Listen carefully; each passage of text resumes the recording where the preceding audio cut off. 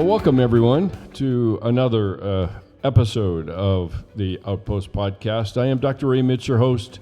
Thanks so much for taking time out to listen in and maybe get some information, challenge, something to think about, whatever that might be. But I'm glad you have joined me for this brief moment in time. That if you're wondering, and a lot of you who have been listening have heard me say this every time, but the Outpost is a digital place where we are building bridges back to faith or strengthening the bridges of faith that are already there. And that's building it on one of the key items I want to talk about tonight is authenticity, trust, and grace and truth. So there is going to be in this Outpost a commitment to intimacy, knowing and being known by others, and that's really what we're trying to build. This podcast is really just a way to be the voice for that, because we want to create a space ultimately, even if it's initially digitally, where the doubters and the wounded and the confused and the beat up and beat down and the bent bruised who feel like their lives are a disappointment to God to feel accepted enough to be known and know others. So we want to be a place where people can meet the biblical Jesus as he is, not as they have heard he is. And that's a key, and it's embodied in how we relate to one another. So pull up a chair, get comfortable, relax, and let's take some time to think about the issues that are relevant to our time. And the one in particular thing that I wanted to focus on, and I recognize it's been a while since I've been on the podcast. It's been almost 4 or 5 weeks. And full disclosure, it has been a real tough 4 or 5 weeks, not only by virtue of the fact that I have moved into a season where a lot of things were happening in relationship to a good friend of mine, and we were having conversations relatively frequently, whether that's by text or by voice.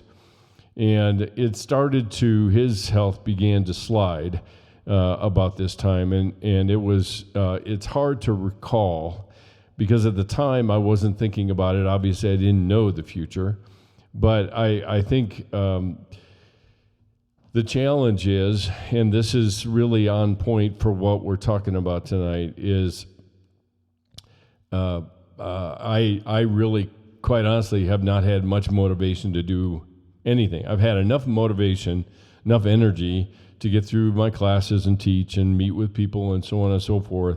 But at a certain point in my day, I'm pretty well like the Thanksgiving turkey that it announces, stick me, I'm done. And that's kind of where I am. So that's what goes into, I haven't been on for a good 4 weeks or so, I think, probably, yeah.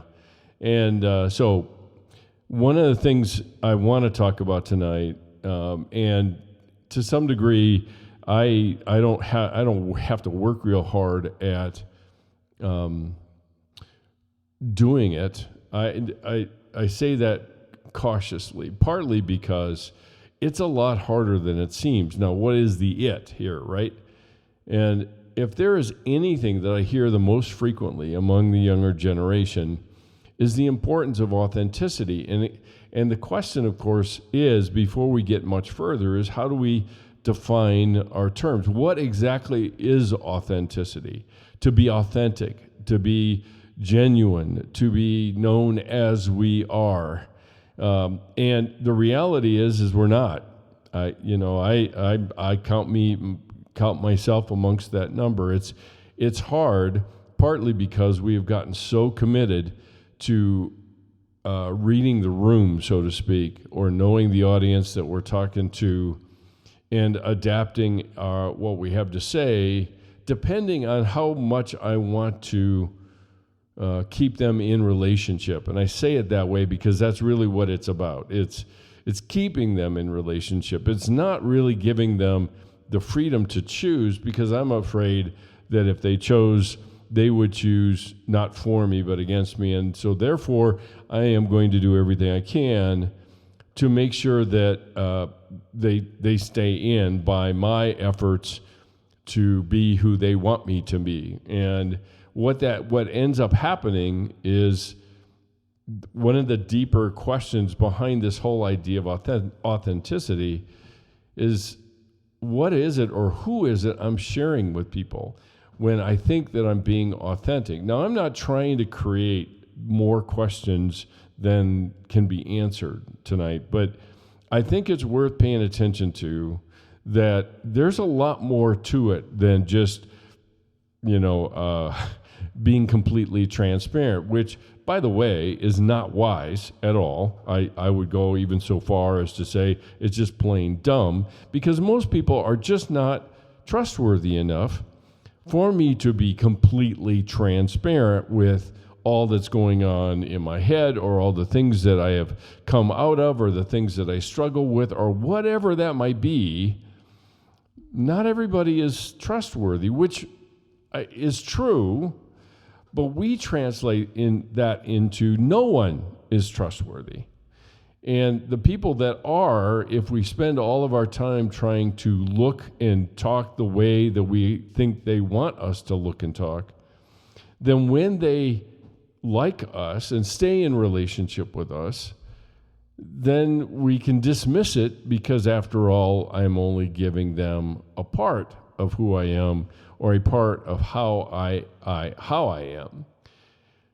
So one of the things that I thought I would throw out here tonight, just to be thinking about this, is authenticity. The minute I start trying to seek it is the moment at which I am not being authentic. Because authenticity is not something that we engineer or we produce. Authenticity is something that is a natural part of our interactions with people.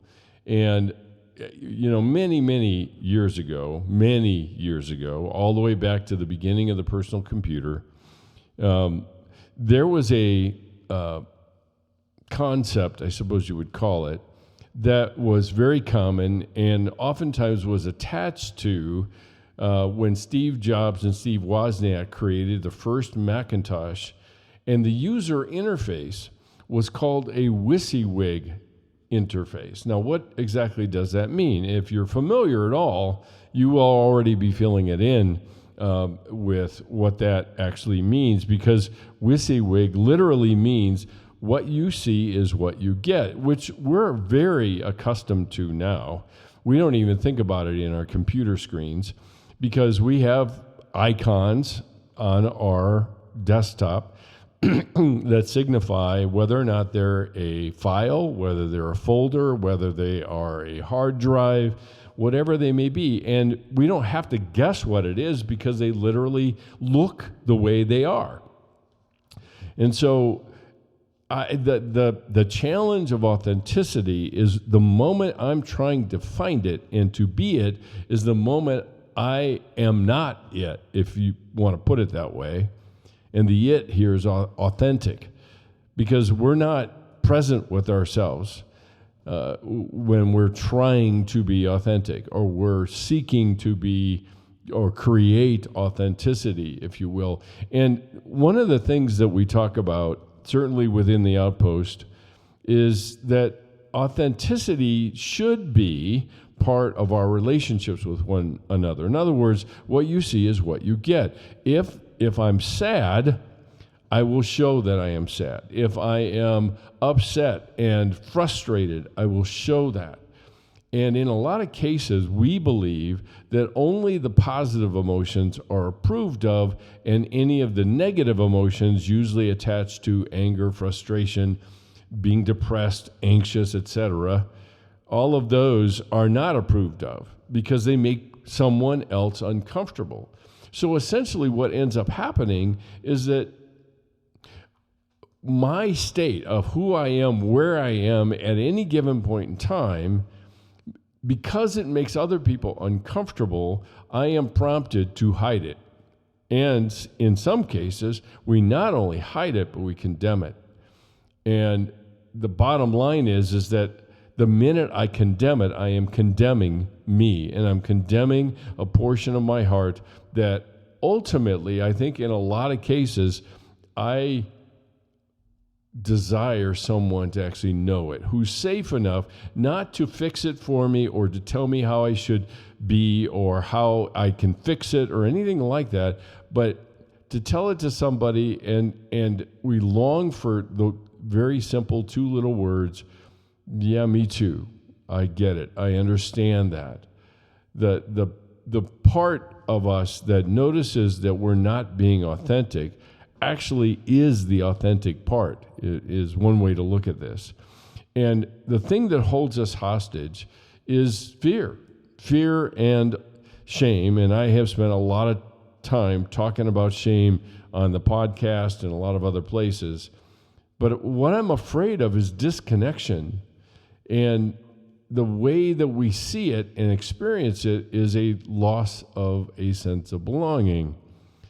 And that is a very, very, very, very, you get the picture? Very powerful motivator. Fear is a very powerful motivator. And because of that, then, I will not take the risk to be known as I am, because I am convinced that, or I have already predicted the outcome as far as the people and how they will react, because my assumption generally is they will react to it as I react to it. In other words, if I show you who I am, I don't like it, and if I don't like it, you won't like it either. And I am not going to risk having something on the outside, a person on the outside, feel the same way about me that I do about me. It's one thing for me to feel that way, but it's quite another for somebody outside of me to agree and say, yeah, that's a problem.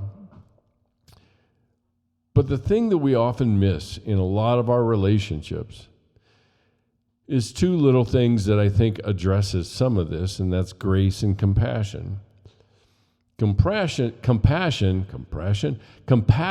is the me too-ness of our relationships with people, where I can see, I don't have to go through the identical same thing as the person, but I can see the connection to perhaps something that I have experienced or I'm even in the midst of struggling with.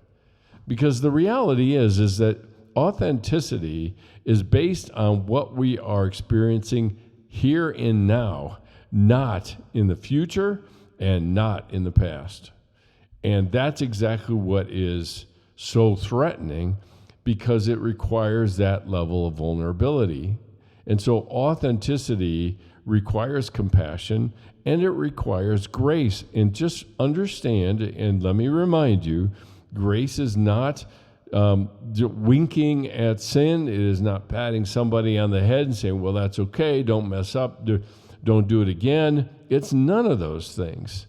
Because the reality is grace gives us something to pursue rather than the condemnation and shame that we spend most of our lives avoiding.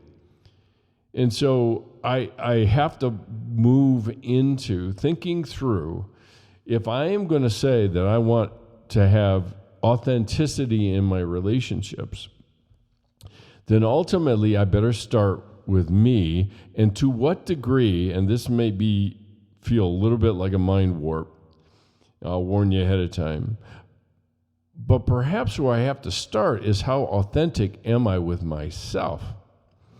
Now, some, I think, would logically say that's impossible because, I'm not, I am with myself, and so what else is there to know? But I think we tend to underestimate the power of denial and the power of distortion and dilution and distancing that we do about various parts of ourselves that we find condemn-worthy and condemnation-worthy. And because of that, then, we don't look. And I would add that we don't have a language for it either. We don't really label things, because if I label something, then I'm going to have to do something about it. And I really don't want to do that. And so my relationships with people, When I say that I desire authenticity, I better start with myself, ultimately, and sharing with people that have proven themselves trustworthy, not just with anyone, because we've probably all been in the presence of someone who overshares and they don't even know us all that well, and they're sharing, and it seems like they're sharing in order to create a relationship instead of doing the hard work of investing in the relationship and over time sharing. It's almost like they're trying to microwave the relationship instead of allowing it to bake, which takes time. And so authenticity, while good, even as a value within the Outpost, it takes a lot more effort and it takes a lot more commitment than I think we give it credit. We think it comes naturally to us, and it doesn't. And this is probably one of those places where I would say that what fits in is the concept that I've been teaching for quite some time called the stained glass self. And essentially, what I end up doing is I create the appearance of who I think the person wants in order for them to stay close and not leave me. And that stained glass has different components and parts to it. If you think about the stained glass, I mean, we were just reminded of it. If you watch the news at all, Notre Dame was just reopened, and its majestic stained glass window was impacted by the fire that had happened there. And it had all of these various parts of it in it to refract light and to create a picture and to tell a story and all sorts of stuff. If you've ever been in one of those cathedrals, oftentimes what runs along the sanctuary are other stained glass windows that tell stories of Jesus' life or the life of a saint or an apostle or whatever that is. And we tell those stories too with our stained glass. And so when people accept that stained glass, thinking that it's us, we are securely safe but not known. And we think the stained glass can protect us and keep people close, but it simply ends up being a tool of isolation and fueling our sense of loneliness, that no one really knows me. And the fact of the matter remains, I'm not willing to take the risk of being known because, as I said before, and I say it so many times, if you knew me the way I know me, you wouldn't like me. Therefore, I am not going to make that available to you because I know how you'll react. And quite honestly, I'm not sure which is more jarring, that somebody would react to parts of me that I have condemned like I do, or if they react to it with grace and compassion. And I think in some respects, we probably would go running if somebody gave us grace and compassion for the things that we feel like are worthy of condemnation. Because we don't know what to do with that. I mean, it is the embodiment of grace in our lives when somebody does that. And the irony is, the exquisite irony is most people, and if you interview anyone, they will tell you, I am far more gracious with other people than I am with myself. And so we make a mistake, or we don't comply with expectations or anything else, and we spiral into this hole of condemnation because we cannot afford to make a mistake. Now, the strange irony to that is that being human is making mistakes. And the only way we can learn is through mistakes. And we don't want that part of learning. Now, sometimes we get kicked into it, or we inadvertently set ourselves up to be thrown into it, and we learn. It's very hard to learn that way versus being intentional about how we learn And how willing are we to meet ourselves graciously when we make a mistake? And that's usually the biggest telltale sign of what happens with authenticity. How often has it been that someone might say, you're never wrong? And that should be a telltale sign, because it tells us that we are not willing to be seen as flawed because we don't want to admit that we are flawed. And that's where I get, I come away with, if I don't label it, it doesn't exist. It's unimportant. It doesn't matter.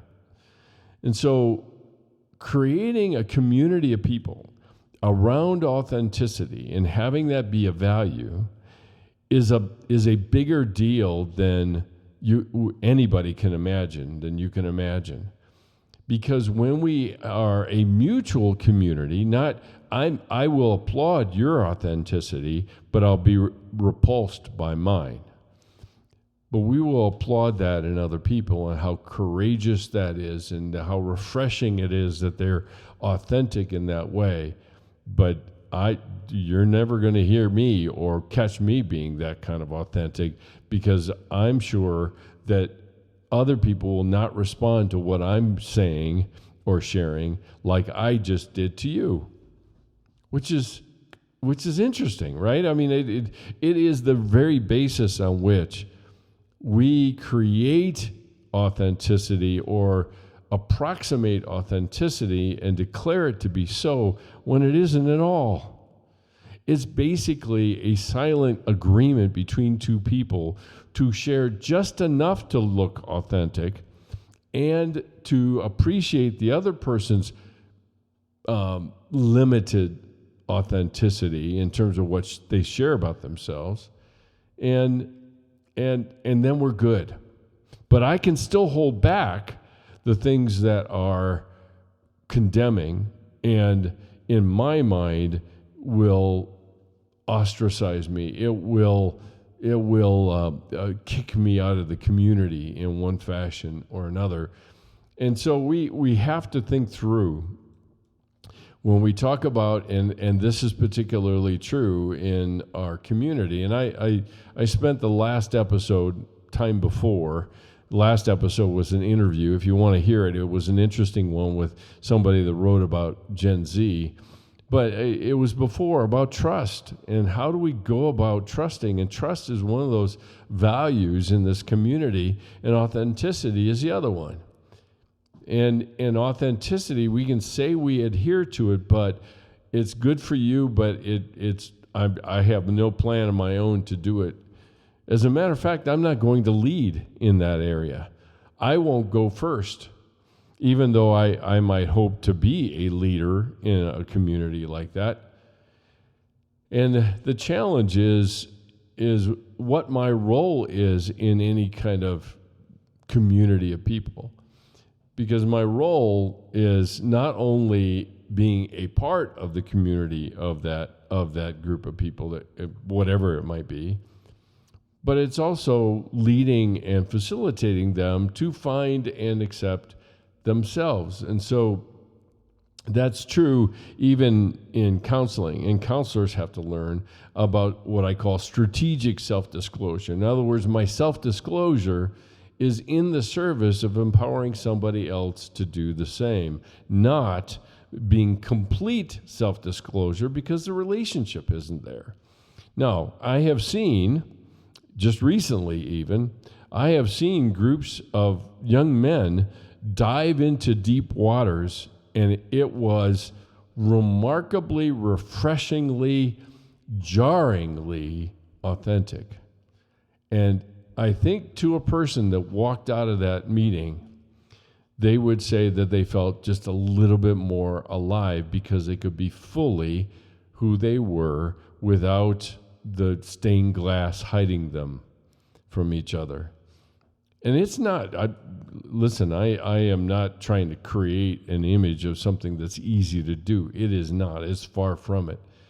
But at the same time, I think we better check our rhetoric at the door. And if we're going to say we want authenticity and not display it in whatever measure, depending on the nature of the other people that I'm talking to, then let's not talk about it. Let's not say that, because it's not true. And people will come in, and they will end up doing is condemning themselves for not being, quote unquote, authentic enough.